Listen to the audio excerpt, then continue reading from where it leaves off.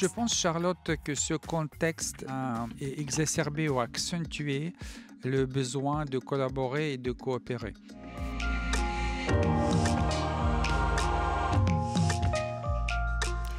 Bonjour Isaac Getz. Bonjour, Charlotte. Je suis ravie de vous accueillir ici. Bienvenue sur Way. C'est le média Merci. de l'aventure digitale. Et ici, on veut justement comprendre le monde qui est en train de changer, et notamment le monde digital, le monde du travail. Qu'est-ce que ça implique comme bouleversement, comme révolution parfois. Et vous, votre combat, c'est justement celui d'une autre entreprise.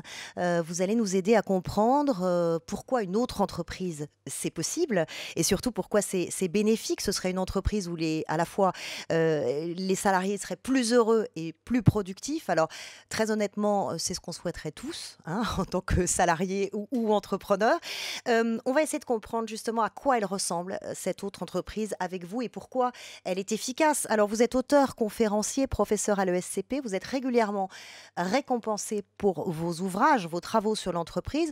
Votre dernier livre s'appelle L'entreprise altruiste. Je le montre ici à l'image, publié avec Laurent Marbachet chez Albin Michel en 2019. Il est acclamé par la presse, tout Mhm. simplement. Votre livre précédent s'appelait L'entreprise libérée. Question toute simple, mais qui ne l'est pas, c'est quoi une entreprise libérée?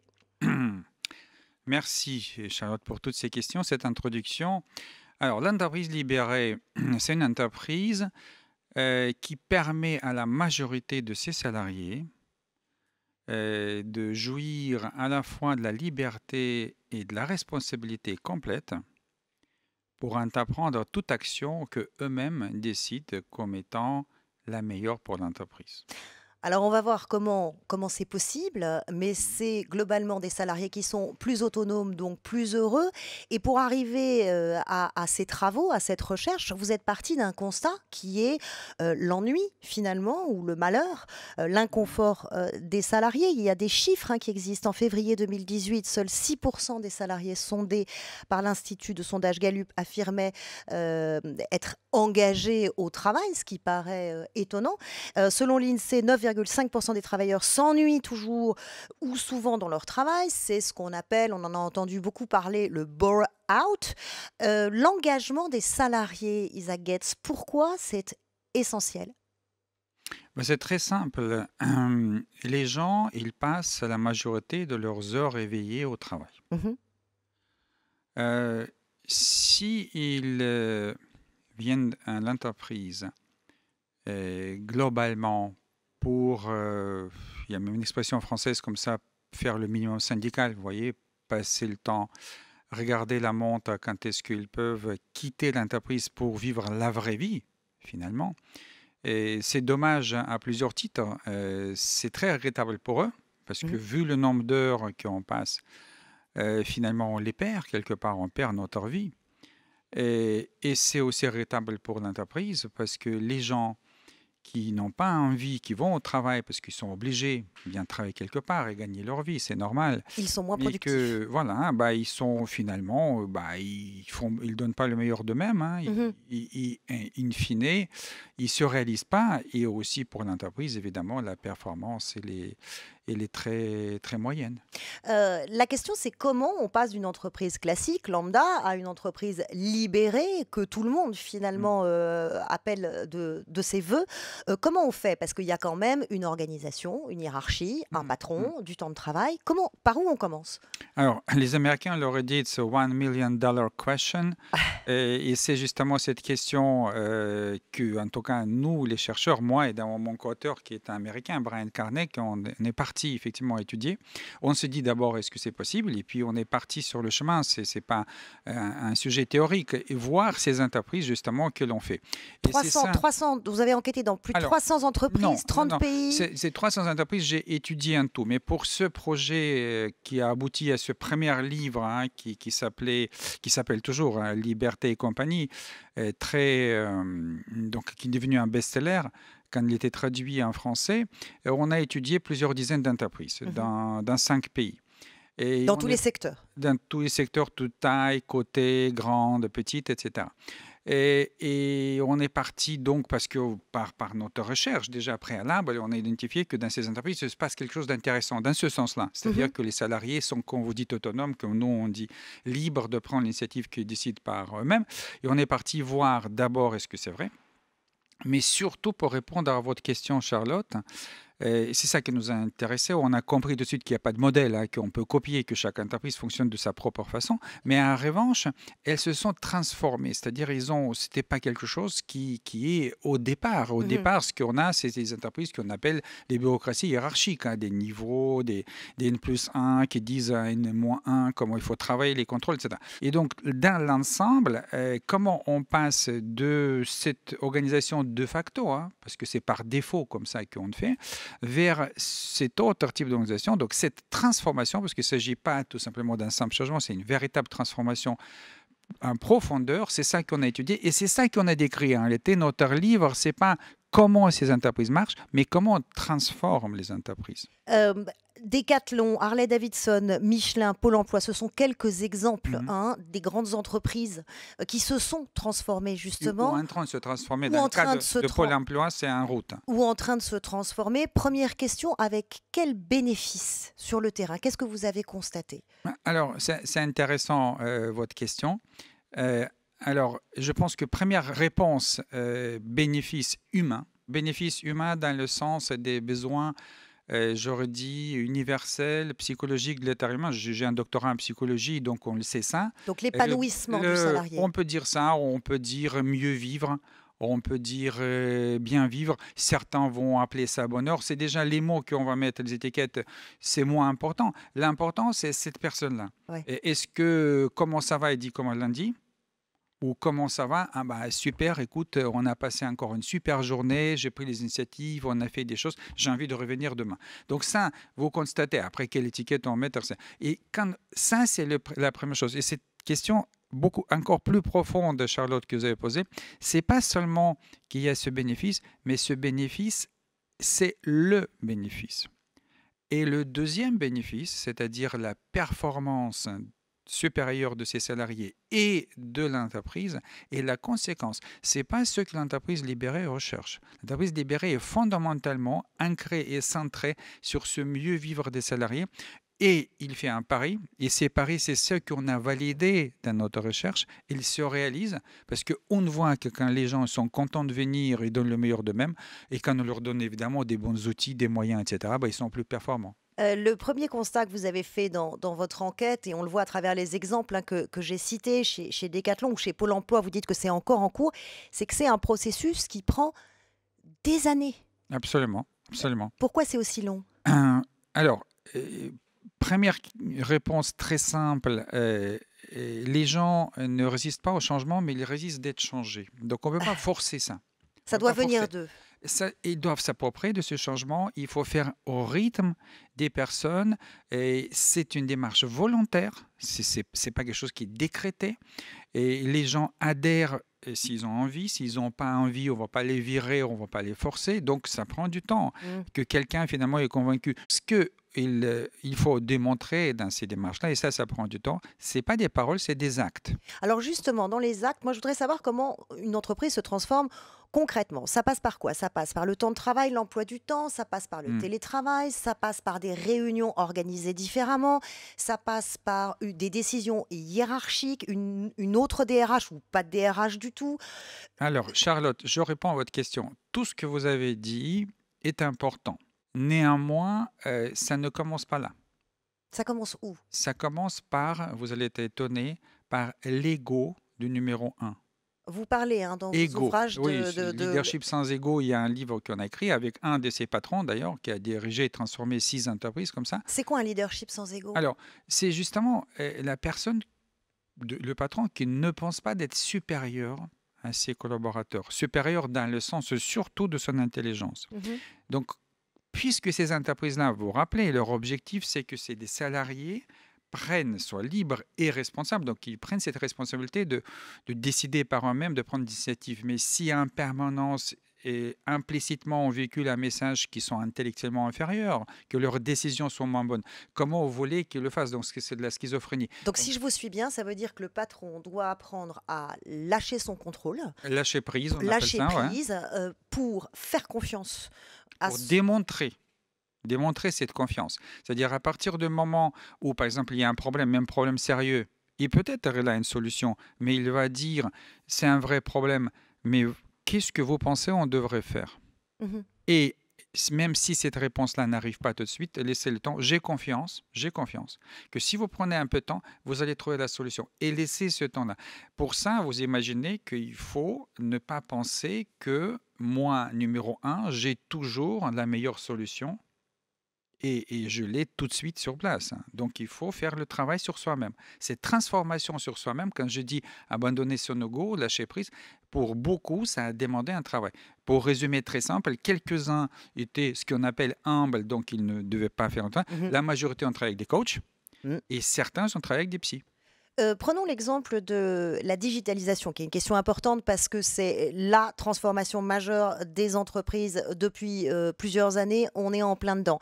Cette transformation de l'entreprise libérée, elle passe, ça va de soi, elle passe par la digitalisation. Ça veut dire quoi? Ça veut dire que puisqu'un salarié est autonome et responsable, il peut aller jusqu'au choix de ses propres outils digitaux, par exemple? Absolument. Alors là, c'est le cœur. Alors, est-ce que c'est les outils digitaux ou d'autres outils d'ailleurs, hein?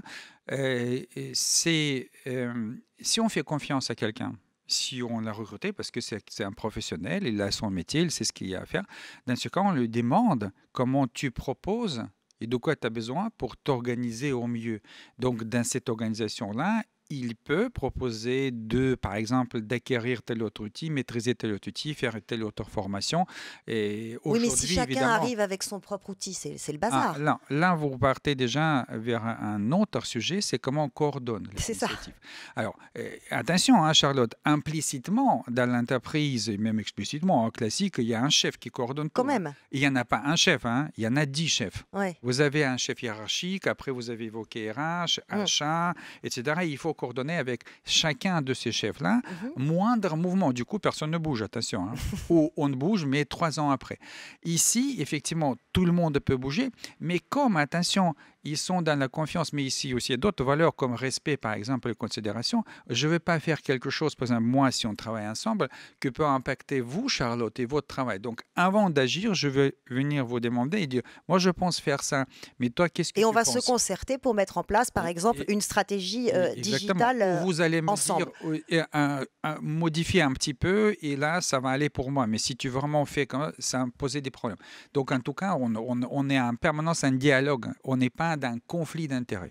Alors, vous allez plus loin avec l'entreprise altruiste, ce livre co-signé avec Laurent Marbaché, Mhm. dont je parlais tout à l'heure. Même question qu'avec l'entreprise libérée. C'est quoi une entreprise altruiste, pour Alors, le je, coup? je vous donne la définition et puis aussi le passage parce qu'il faut faire une transition pour nos spectateurs. Donc, l'entreprise libérée, comme on a vu, s'intéresse à l'intérieur de l'entreprise, aux salariés. Et en réalité, il est quelque part, l'organisation se met au service de ces salariés-là, hein, pour qu'ils puissent donner le meilleur d'eux-mêmes. On s'est posé une question, parce que Laurent Marbaché aussi on collaborait beaucoup aussi pour les entreprises libérées.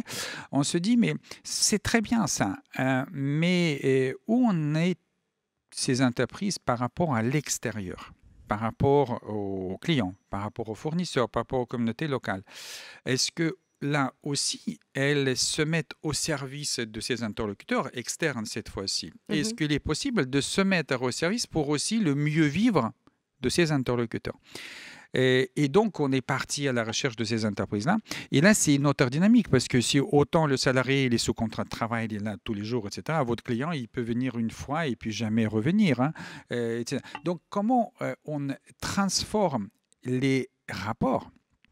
Et là, je termine, hein, les rapports qui ont typiquement sont conçus en tant que transactions économiques vers quelque chose qui va être des vraies relations authentiques. Et justement, les entreprises altruistes, et là c'est la définition, hein, j'y arrive, ce sont les entreprises qui ont décidé de transformer leurs activités de cœur de métier Mhm. pour se mettre au service inconditionnel de ces interlocuteurs qu'on appelle membres de leur écosystème. Alors, est-ce que, par exemple, vous vous inscrivez dans le mouvement qu'on appelle celui de la quatrième révolution industrielle, qui nous vient des États-Unis, cette révolution digitale qui a obligé les entreprises à changer justement leur raison d'être, leur façon de fonctionner, puisqu'elles savent que Mm. chacun de leurs choix a un impact sur la société. Vous vous inscrivez dans ce mouvement-là? Oui, alors ça va dans cette tendance. Il y en a un certain nombre de tendances qui vont dans ce sens-là, les tendances pour définir la raison d'être. Et il y a aussi ce qu'on appelle Benefit Corporation, ça vient aussi des États-Unis, loi Pacte, l'entreprise à mission. Il y a bien d'autres, effectivement. Et tout ça, ça va dans un sens très spécifique qui quitte ce qu'on appelle l'école de Chicago, Milton Friedman. Mhm. L'entreprise n'existe que pour maximiser les profits. Et qu'il y a quelque chose qui est une contribution, la raison d'être, la mission sociale, etc., pour la société dans le sens général de terme, est aussi un rôle de l'entreprise. Et maintenant, la grande question, c'est comment ça s'articule à la fois des profits et cette contribution, la valeur sociale. Alors justement, c'est quoi une entreprise véritablement altruiste? Parce qu'on a vu Mm, ces dernières années beaucoup d'entreprises afficher leur raison d'être altruiste, mm, mm, communiquer énormément là-dessus. Après, qu'est-ce qui absolument. est vrai? Qu'est-ce qui est authentique? Absolument. Une entreprise cotée en bourse, par exemple, c'est une entreprise Alors, altruiste? elle peut, nous, on a étudié pour cet ouvrage-là, on était sur 3 continents, on a étudié aussi plusieurs dizaines d'entreprises, dont certaines sont cotées en bourse. Par C'est pas exemple, antinomique. non, ce qu'on a trouvé, c'est finalement que l'entreprise peut être de toute taille, tout type, tout secteur. Et la question, c'est pas vraiment d'où vient l'entreprise, mais qu'est-ce qu'on fait à l'intérieur. Et ce qu'on a remarqué, je donne un exemple pour être très concret. Par exemple, une des entreprises qu'on a étudiées, c'est un top labo pharmaceutique de top 20 mondial, Mhm. un labo japonais. Et donc, à un moment donné, quand le patron, nouveau président est arrivé, Naito, et il s'est posé la question, comme ça il avait déjà beaucoup de réflexions là-dessus, mais il a commencé à poser la question aux collaborateurs, pourquoi on existe? On lui a répondu, bon, on existe, Pour faire des on médicaments. fabrique des médicaments, on les vend. Donc le japonais, il ne va pas dire non. Mais il dit, ok, merci, aïe aïe, et puis il a reposé la question, jusqu'à quelqu'un qui dit, mais on existe pour soulager finalement la souffrance de nos patients et de leurs familles. Mhm. Et là, elle a dit aïe, aïe, plusieurs fois. Et puis, il a validé avec d'autres. Et ça a modifié, donc, finalement, la finalité. Donc, c'est devenu la raison d'être de l'entreprise. Et Mais- j'ajoute, c'est très important ce point-là, tout étant une boîte cotée, quasiment à 100%, Ouais. sans parler ou modifier des statuts. Pour le moment, c'est en 1990. En 2005, ils ont dit que finalement, on existe pour ça.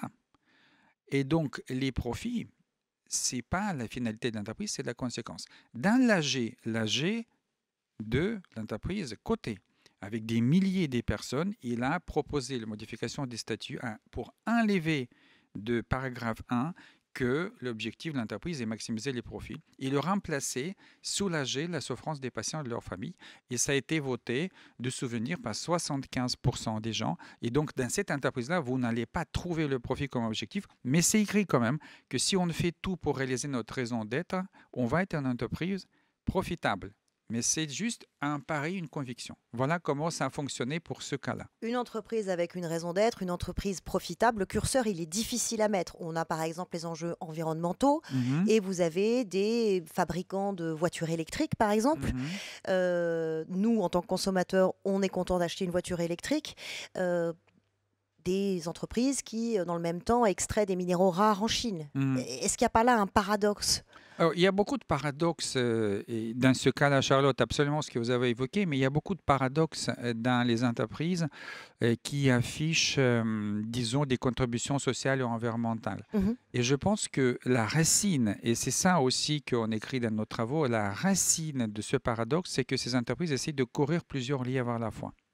Et tant que le lièvre des profits est dans l'équation, ça va toujours importer. Mhm. Et quelque part, vous allez toujours trouver qu'on fait quelque chose finalement par le calcul. En revanche, l'entreprise comme ESAI que j'évoquais et ceux qu'on a étudiés, qui disent on fait tout de manière inconditionnelle pour créer de la valeur sociale, éventuellement environnementale, on arrête de faire certaines choses.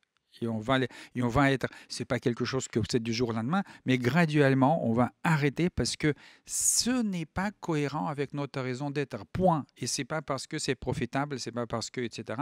Voilà, c'est comme ça. Donc il y a la volonté de certains grands chefs d'entreprise Mhm. de bouger le curseur. Il y a aussi le contexte qui l'impose. Revenons au temps extrêmement incertain et difficile qu'on est en train de vivre en ce moment. Je voudrais avoir, par exemple, votre regard là-dessus. Regardez cette affiche.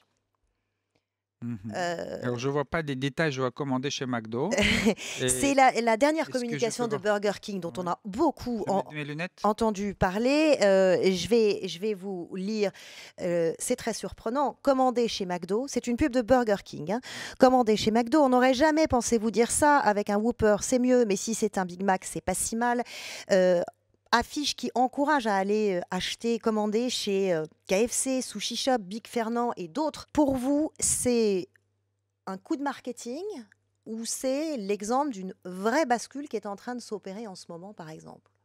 Ce que je constate, c'est que vous avez donc appel, hein, finalement, d'une entreprise de consommer chez les concurrents, c'est Mhm. ça? Est-ce qu'on est dans la bienveillance? Est-ce qu'on est dans quelque chose d'altruiste? Ou est-ce que c'est du pur marketing, selon vous? Je vais vous donner un autre, peut-être pas répondre directement, mais un autre exemple, c'est-à-dire les entreprises concurrentes, et on parle de l'époque de Covid Mhm. aujourd'hui.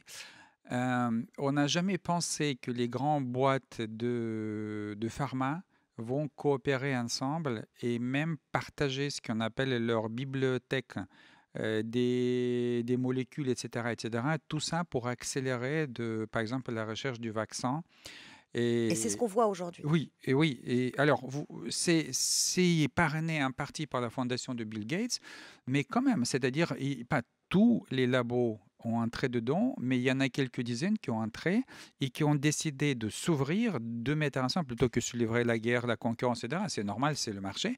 Ils disent, on va se mettre ensemble et on va partager. Vous imaginez ouvrir, vos molécules sur lesquelles vous travaillez, c'est votre trésor. On va les ouvrir, on va les partager avec l'objectif de créer quelque chose qui est bien pour la planète entière, pour tout le monde. Il y a une Donc, bascule, il y a une je, transformation des je, entreprises qui je- est accélérée par ce je contexte. pense, Charlotte, que ce contexte est exacerbé ou accentué le besoin de collaborer et de coopérer.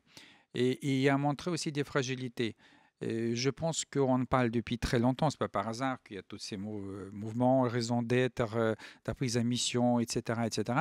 Mais qu'aujourd'hui, les entreprises ont vu qu'il faut franchir le pas et commencer à faire vraiment les gestes et pas seulement communiquer, hein. Mais on a Donc, passé des caps. Hein. ouais. Vous citiez les labos pharmaceutiques. Je pense à Monoprix, par exemple, qui a décidé d'accueillir, d'ouvrir ses portes et d'accueillir Mhm. les petits commerçants Oui, ouais, ouais, du quartier qui ont fermé leurs c'est portes. ça. C'est bien la première fois qu'on a le monde de la grande distribution qui coopère, pour reprendre vos Absolument, mots, absolument. avec le monde du petit commerce. C'était deux mondes qui se regardaient en chien de faïence. Bien sûr. C'est une vraie bascule. Moi, alors, et peut-être, je sais qu'on est dans la canon de l'actualité, où on a envie assez rapidement de tirer les conséquences. Je pense que on va voir si ça va s'installer. On va voir Vous s'il y pensez que c'est aura. un vrai altruisme ou pas, pour reprendre votre Vous modèle? savez, moi je lis comme vous beaucoup de choses et parfois on voit que les entreprises ils disent c'est un moment, mauvais moment à passer et puis on va revenir à nos modes de fonctionnement comme avant. Mais je pense qu'il y aura une prise de conscience, c'est certain, et je le constate, hein, qu'il y a des entreprises qui disent on ne peut pas revenir au mode de fonctionnement comme avant. Et j'ai constaté, c'est juste encore une petite parenthèse, on a publié avec Laurent les chroniques dans le Parisien, le Figaro, etc., que pendant le Covid, certains nombres d'entreprises ont commencé à fonctionner selon ce mode-là, qui est un mode altruiste. Et est-ce qu'on va vers une entreprise, ce serait votre rêve, Isaac Mhm. Getz, à la fois libérée et altruiste? C'est possible ça? Alors, pas seulement qu'on va, mais on a constaté un certain nombre d'entreprises qui fonctionnent déjà sur ce deux registres, hein, et que certains qu'on a connus parce qu'ils étaient des entreprises libérées et qui se sont manifestés altruistes. Je vous donne un exemple. Vous prenez le tissage des chariots. qui produisent des jacquards. C'est la seule usine dans l'Europe du Nord qui produit encore des jacquards. Et donc, c'est quand même quelque chose de haut de gamme, hein, comme tissu textile. Et ils se sont rendus compte, notamment la grande distribution, etc., ils sont adressés, on n'a pas de masque, on est 17 mars, hein, on n'a pas de masque, est-ce qu'on peut faire quelque chose? Ils ont dit, bah, peut-être, on va faire, ils ont récupéré quelque part les masques en tissu. Vous imaginez, en 48 heures, ils ont transformé leur usine qui produit des textiles différents assez complexes en la fabrication de uniquement des masques qu'ils ont conçus et transformés en 48 heures au rythme de, je crois, 150 000 masques par jour, quelque chose comme ça. Ils se sont consacrés entièrement à ça en les vendant, très important, au prix de coût de revient, c'est-à-dire sans faire de bénéfices. Parce qu'il n'y avait pas de masque en France et parce que certain nombre d'hôpitaux, de grande distribution, etc., c'était leur seule manière de continuer à fonctionner. Donc ça, et si vous discutez avec le patron Eric Boel, il va vous dire, c'est parce qu'on était l'entreprise libérée qu'il y en avait des centaines d'initiatives qui ont émergé, qu'il y en a 7. Je donne encore juste une petite précision. Il a dit vendredi, à partir de lundi, vous vous rappelez, il y avait la loi, si vous ne voulez pas revenir, vous avez le droit de se retirer.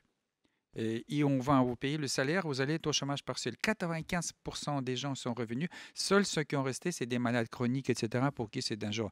Donc, et ça, à mon avis, c'est le bénéfice de l'entreprise libérée, que du coup pouvait se mettre dans cette action altruiste de fabriquer au coût de revient les masques qu'on manquait en France. Voilà.